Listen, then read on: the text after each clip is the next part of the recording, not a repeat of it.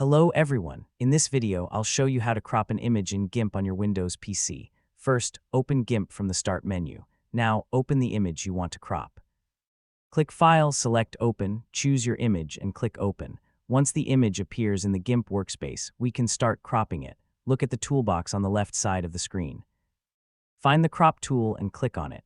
You can also use the keyboard shortcut if it is available in your version of GIMP, but for beginners, using the toolbox is the easiest way.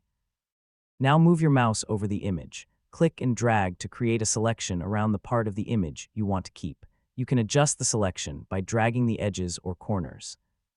Take a moment to position the crop area correctly. Everything outside the selected area will be removed when you apply the crop. When you are happy with the selection, press Enter on your keyboard. GIMP will now crop the image, and the unwanted areas outside your selection will be removed. If you make a mistake, don't worry.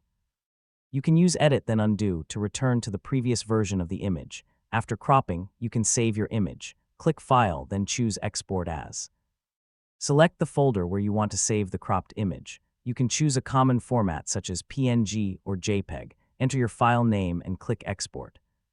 If GIMP shows additional export settings, you can keep the default settings and click Export again. Your cropped image is now saved. So the process is simple. Open your image, select the Crop tool, drag around the area you want to keep, press Enter, and then export the cropped image. And that's how you can crop an image in GIMP on Windows in 2026. Thanks for watching. Don't forget to like, subscribe, and follow for more helpful tutorials.